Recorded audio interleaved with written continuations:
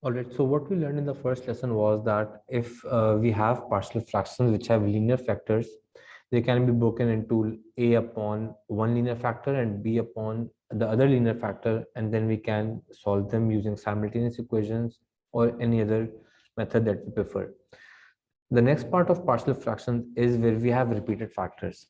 Now, to understand how to break your partial fractions or how to break up your fraction into partial fractions where there are repeated factors, what we must know is that, let's say in O levels, we learned that if you have something like 5 upon x plus 4 over x squared, the LCM of x and x squared becomes x squared. And then when we simplify it, the answer becomes 5x plus 4. So if we had this fraction, we know that the two denominator would be x and x squared, and these two values are unknowns. So similarly, if we have something like x minus 4 whole squared, then the two possible fractions would be x minus 4 and x minus 4 whole squared.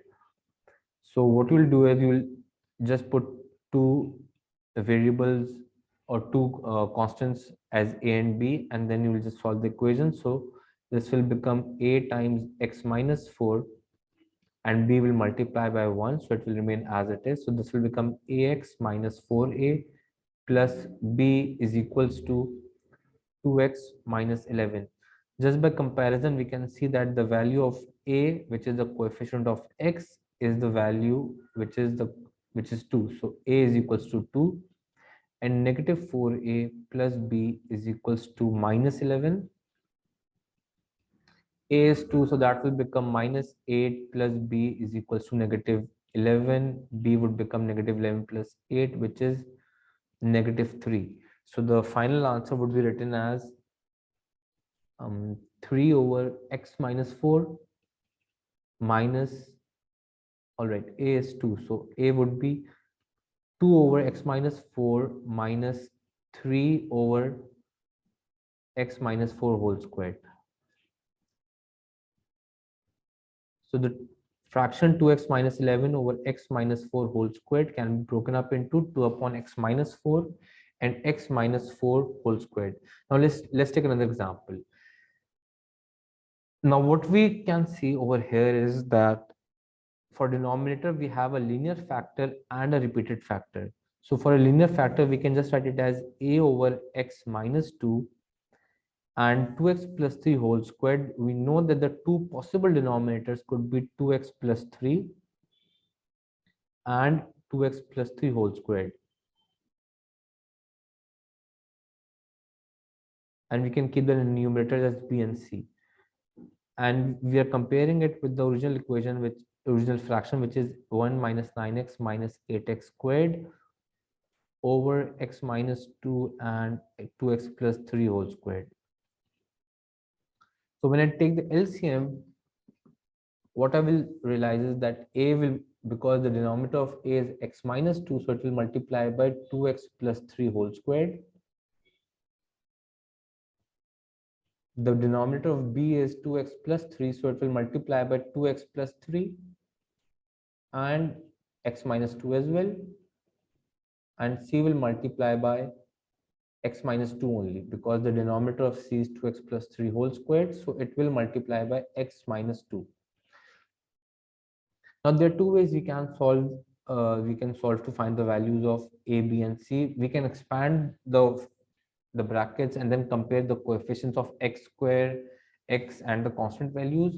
And there's another way, and that is, let's say if I look at these numbers, if I take x is equals to 2 into the equation, this whole function and this whole term will become 0. So let's put x is equals to 2 into the equation. When I put x equals to 2 into the equation, this will become a times, this will become 4 plus 3, 7. And because when I put 2 over here, 2 minus 2 becomes a 0. So this whole thing will become a 0, and this will become a 0 as well. So I will just be left with 7 squared times a. and nothing will be remaining after this. So 1 minus 18 minus 32 becomes negative 49, and this is 49a. So a is equals to negative 1. Now to find b or c, what we'll just do is, again we'll look at the factor that they are being multiplied by. So let's say b is being multiplied by 2x plus, both of b and c are being multiplied by x minus 2, but b is also being multiplied by 2x plus 3. So let's take x is equals to minus 3 upon 2, because this minus 3 upon 2 will make this term 0. So if I take x is equals to minus 3 upon 2 into the equation, let's substitute minus 3 upon 2 into the equation. That will make it 1 minus 9 times minus 3 upon 2 minus 8 times minus 3 upon 2 whole squared is equals to, so putting 3 over 2 over here, minus 3 over 2 over here will make it a 0, as 2 times minus 3 upon 2 plus 3, 2 and 2 will cancel, negative 3 plus 3 will make it a 0. So this whole term will become a 0, this will become a 0, and I'll be left with c times minus 3 upon 2 minus 2 will become minus 7 upon 2. Simplifying the left hand side, that will become 1 plus 27 over 2 minus 18, so that will also become minus 7 over 2 is equals to minus 7 over 2c. So c will be is equals to 1. So we have the values of a and c. Now what we need to do is we just need to find the value of b.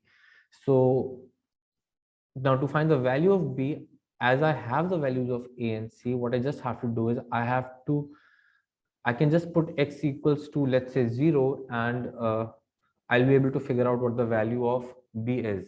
So let's say if I take x equals to 0 into this equation, so that will, this whole thing will be 1 minus, so this will become a times 3 squared, because 2 times 0 will be 0, so this will be 3 squared, plus b times 3, and 0 minus 2 would be minus 2, plus c times minus 2. So I'll be left with a1 is equals to 9a minus 6b minus 2c, and we know the values of a and b, a and c. So a is minus 1, so this will make it negative 9, minus 6b will remain as it is, and this will be minus 2, as c was 1, is equals to 1. So 1 plus 9, 10, 10 plus 2 will make it 12. So 12 is equals to negative 6b, and b will become is equals to negative 2. So finally, you can just write your answer as, so the interface is basically not working well at the moment. However, we know the values of a, b, and c. So what we just have to do is, in place of a, I will just put negative 1 over x minus 2, plus b is negative 2, so that will become negative 2 over 2x plus 3, and c is positive 1, so that will become 1 over 2x plus 3 whole squared. So whenever you are faced with a repeated factor, all you have to do is, you will have to think that 2x plus 3 whole squared can be basically broken into 2x plus 3 and 2x plus 3 whole squared, and then whatever other fractions you have, you can just write them as separate fractions, and then you can solve them by expanding and comparing, or simply just taking values that will, like in this case, I'll just repeat it again, that when I took x equals to 2, this function and this function became a 0, so I was only left with a single variable, which was a, and so on and so forth. Thank you.